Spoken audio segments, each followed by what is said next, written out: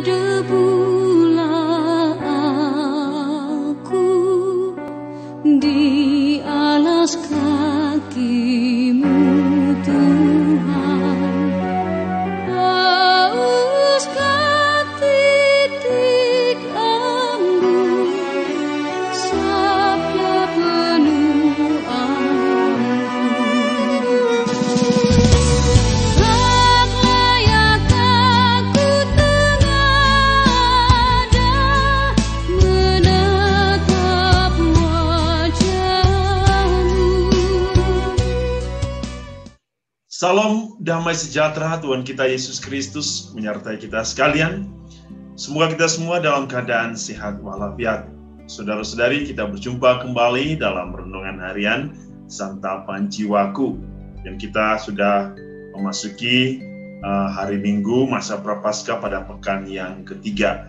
Dan semoga kita semakin disadarkan, kita semakin mampu untuk memperbarui hidup kita menjadi lebih baik dalam menyongsong perayaan Paskah yang meriah. Mari hari ini kita diundang untuk mendengarkan Injil Matius bab 18 ayat 21 sampai 35. Marilah kita mendengarkan firman Tuhan. Inilah Injil Yesus Kristus menurut Matius. Sekali peristiwa, Petrus datang kepada Yesus dan berkata, "Tuhan, sampai berapa kalikah aku harus mengampuni saudaraku jika ia berbuat dosa terhadap aku? Sampai 7 kali?" Yesus berkata kepadanya, "Bukan. Aku berkata kepadamu, bukan sampai 7 kali, melainkan sampai 70 kali 7 kali. Sebab hal kerajaan surga itu seumpama seorang raja yang hendak mengadakan perhitungan dengan hamba-hambanya. Ketika ia mulai mengadakan perhitungan itu, dihadapkanlah kepadanya seorang yang berhutang 10.000 talenta. Tetapi karena orang itu tidak mampu melunasi hutangnya, raja itu memerintahkan supaya ia dijual beserta anak istri dan segala miliknya untuk membayar hutangnya. Maka sujudlah hamba itu menyembah dia, katanya, 'Sabarlah dahulu, segala hutangku akan kulunaskan.' Lalu tergeraklah hati raja itu oleh belas kasihan akan hamba itu, sehingga ia membebaskannya dan menghapuskan hutangnya. Tetapi ketika hamba itu keluar, ia bertemu dengan seorang hamba lain yang berhutang 100 dinar kepadanya. Ia menangkap dan mencekik kawannya itu, katanya, 'Bayar hutangmu.' Maka sujudlah kawannya itu dan memohon kepadanya, 'Sabarlah dahulu, hutangku itu akan kulunaskan.' Tetapi ia menolak dan menyerahkan kawannya itu ke dalam penjara sampai dilunaskan segala hutang itu. Melihat itu, kawan-kawannya yang lain sangat sedih, lalu menyampaikan segala yang terjadi kepada tuan mereka. Maka raja itu menyuruh memanggil hamba pertama tadi dan berkata kepadanya, 'Hai hamba yang jahat, seluruh hutangmu telah kuhapuskan karena engkau memohonnya kepadaku. Bukankah engkau pun harus mengasihani kawanmu seperti aku telah mengasihani engkau?' Maka marahlah tuannya itu dan menyerahkan dia kepada algojo-algojo sampai ia melunaskan seluruh hutangnya. Demikianlah Bapakku yang di surga akan berbuat terhadap kamu apabila kamu masing-masing tidak mengampuni saudaramu dengan segenap hatimu." Demikianlah Injil Tuhan.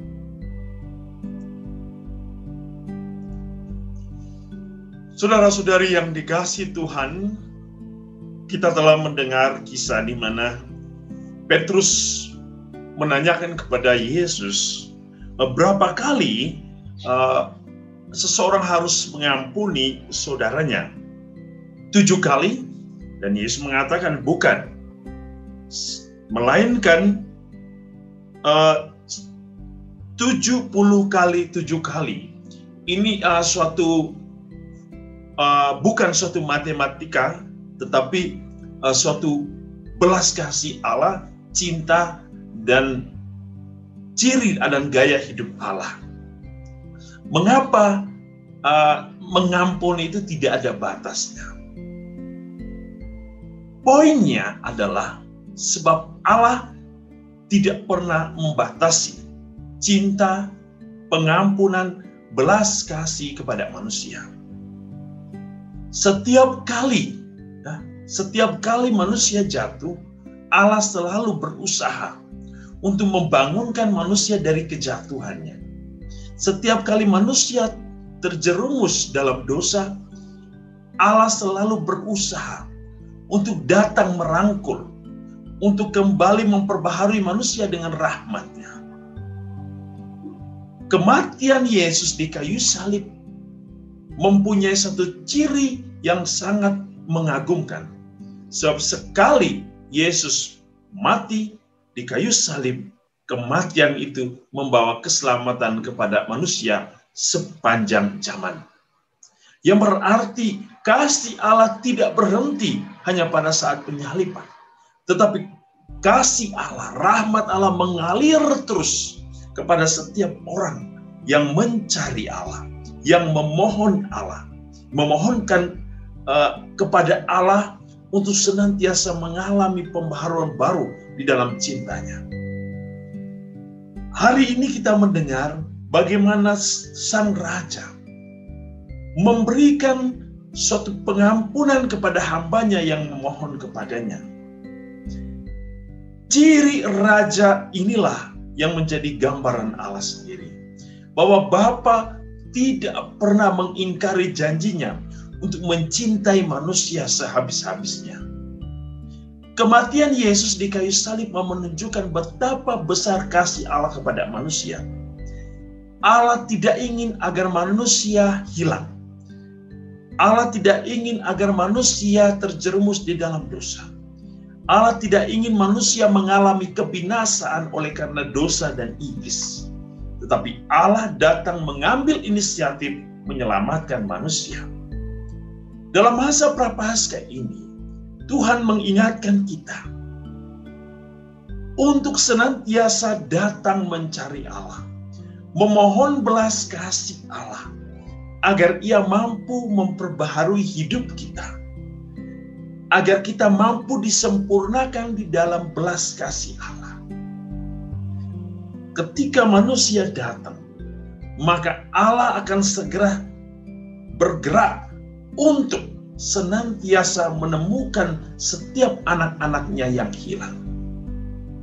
Dan inti dari pengampunan Allah adalah manusia mau terbuka, membiarkan Allah masuk ke dalam kehidupannya, dan membiarkan seluruh kehidupannya dituntun dan dibimbing oleh Allah. Pengampunan pun akan terjadi jikalau manusia mau dengan setulus hati, dengan segenap hatinya menyerahkan hidupnya secara total kepada kasih dan berkat Allah. Yesus hari ini mengingatkan kita, seperti Allah yang telah mengampuni kita, yang mengasihani kita, yang berbelas kasih kepada kita, yang mencintai kita sehabis-habisnya dan menyelamatkan kita.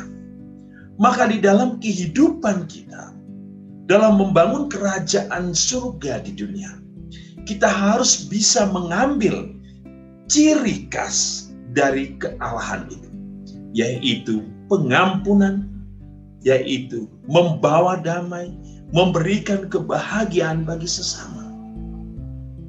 Kita dipanggil untuk bisa membagi gaya hidup Allah bagi sesama.